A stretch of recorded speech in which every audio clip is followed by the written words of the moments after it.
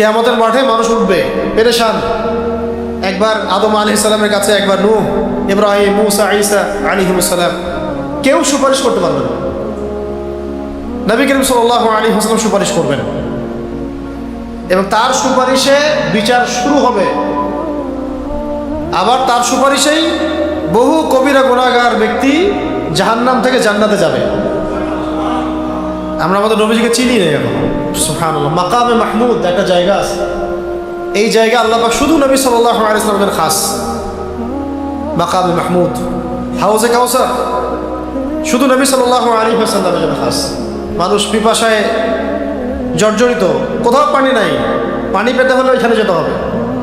কোথায়? হাউজে কাউসার।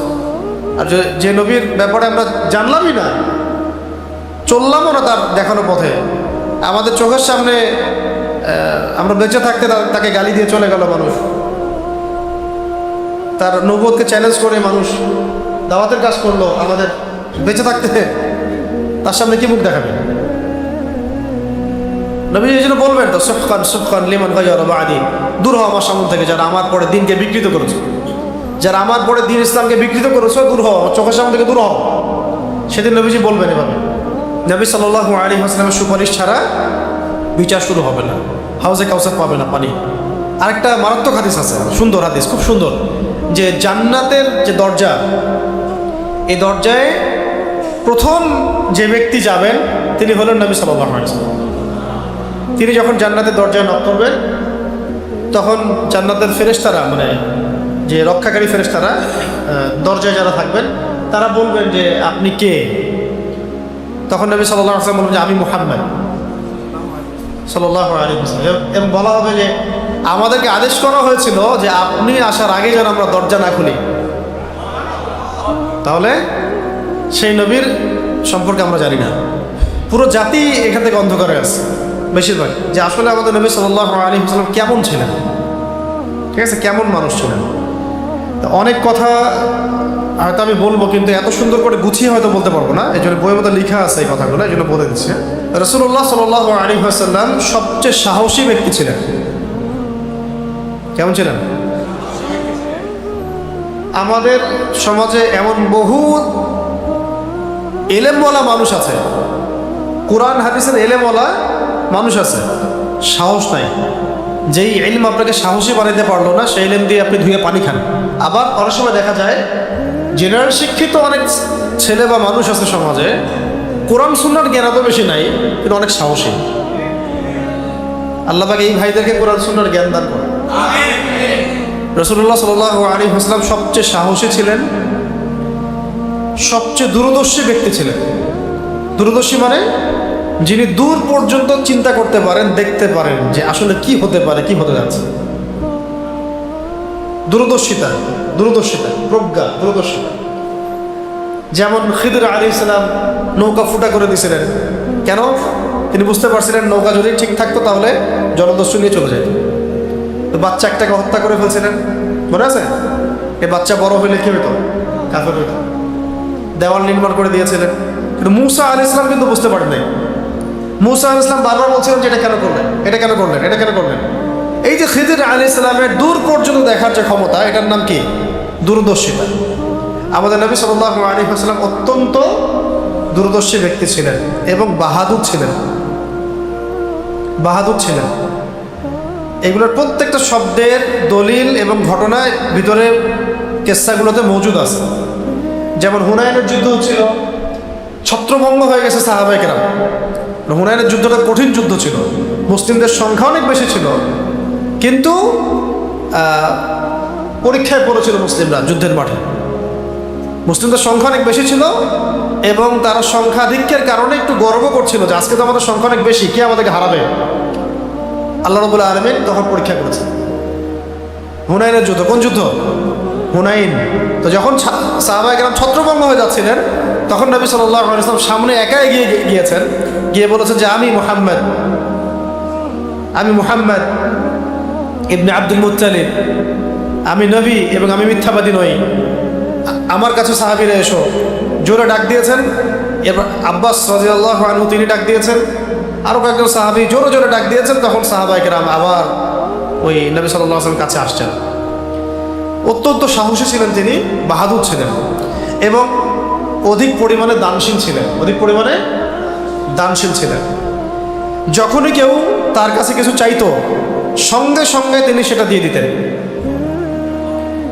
যখনই কেউ তার কাছে কিছু চাইতো সঙ্গে সঙ্গে তিনি সেটা দিয়ে দিতেন। মানে তাকে মানুষ খুব আপন মনে করত, যে কেউ তার কাছে গিয়ে তার কষ্টের কথা বলতে পারত। সবাইকে তিনি বুকে টেনে নিতেন, কাউকে ফিরা দিতেন না, ধাক্কা দিয়ে ফিরা দিতেন না। এমনকি হাদিসে আমরা এটাও পড়েছি, একবার নবী সাল্লাল্লাহু আলাইহি ওয়াসাল্লাম একটা বাগানে ঢুকলেন পানি পান করার জন্যে মদিনায়।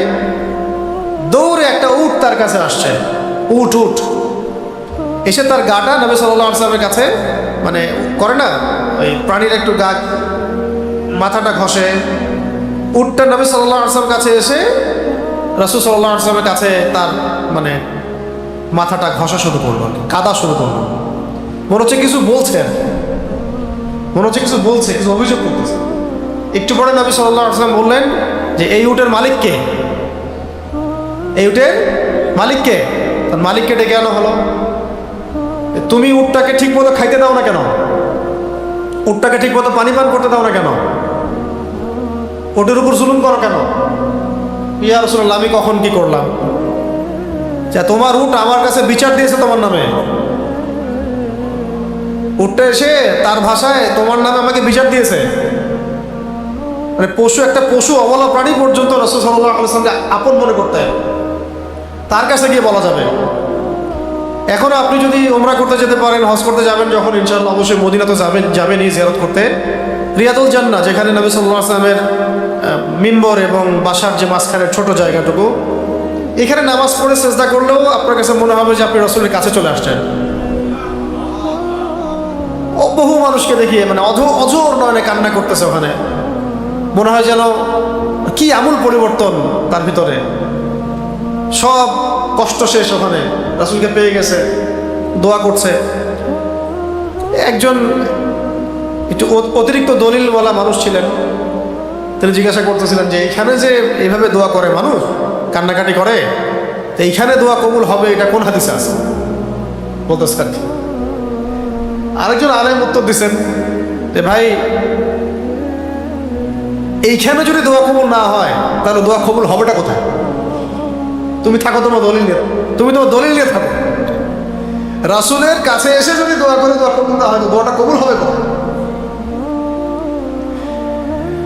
তো এগুলো কিছু মানুষ আছে না, অতিরিক্ত তর্কপ্রিয়, দ্বিধার্সে দোয়া করবেন, এখানে মন খুলে দোয়া, ইনশাল্লাহ কবুল হয়ে যাবে।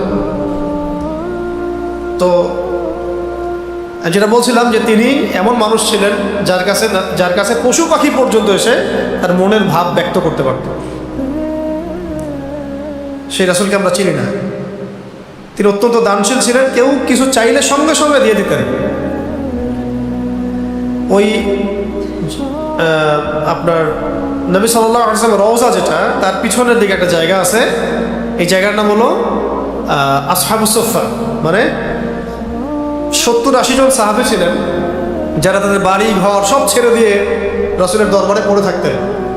তাদের কারো এক সেট জামা ছিল, 2টা জামা ছিল না, খাবার পেতেন না, মানুষ যেটা দিয়ে যেত সেটা তারা খেয়ে নিতেন।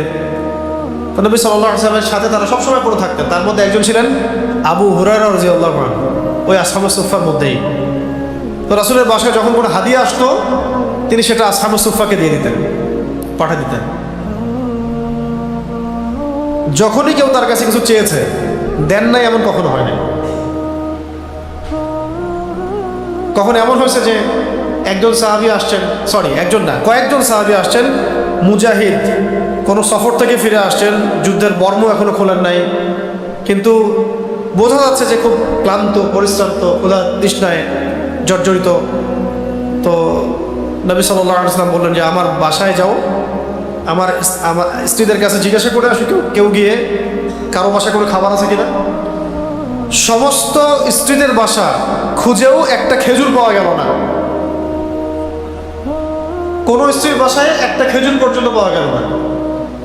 আর স্ত্রীদের বাসা বলেছি আমি, রাসূল সাল্লাল্লাহু আলাইহি ওয়াসাল্লামের একাধিক স্ত্রী ছিল, একসাথে 7 জন 9 জন এমন স্ত্রী ছিল। আমাদের সমাজে বহু মানুষ আছে আর কি, পশ্চিমার মগজে ধোলাই করা, তারা এই পুরো সিরাতটা পড়বে, পড়ে বলবে যে হ্যাঁ মুহাম্মদ সাল্লাল্লাহু আলাইহি ওয়াসাল্লাম অনেক ভালো একজন মানুষ ছিলেন, কিন্তু এতগুলো বিয়ে করার কি দরকার ছিল? হ্যাঁ, ওনার বয়স 25, ওয়াইফের বয়স 40, কেমন কেমন লাগে। ওনার বয়স এত 50, আয়েশা রাদিয়াল্লাহু আনহার বয়সটা কম কম লাগে। আমাদের আইনে তো বাল্য বিবাহ প্রবর্তন, রাষ্ট্রীয় আইনে কি শুনতে লাগে? বাল্য বিবাহের মতো। মানে এদের পশ্চিমা বস্তা পচা দর্শন ওই মগজ দিয়ে ইসলামকে বুঝতে চায়। সভ্যতার শুরু থেকে একাধিক বিয়ে আছে, বাধ্যতামূলক না, সামর্থ্যবানদের জন্য আছে। সভ্যতার শুরু থেকে নতুন কোনো জিনিস না এটা, মানে এটা সবাইকে উৎসাহিত করা হচ্ছে না, কিন্তু পদ্ধতি আছে। যদি কেউ পারে করুন, না পারলে নাই, ফরজ কোনো বিষয়। রাসূল সাল্লাল্লাহু আলাইহি ওয়াসাল্লামের এটা মানতে পারবে। দেখেন, সব স্ত্রীদের ঘর ঘুরে কোনো খেজুর পাওয়া গেল না, এরকম সব স্ত্রী লাগবে না। এরকম একটা স্ত্রী আপনার যদি থাকে যার ঘরে কোনো খাবার নেই, আপনার সাথে থাকবে এই যুগে? থাকবে এই যুগে? মনে হয় এখন তো সব প্রোভাইড করতেছেন, মানে সব দিক থেকে একদম সোনায় সোহাগা করে রাখছেন, তাই অনেক আদর যত্ন হচ্ছে।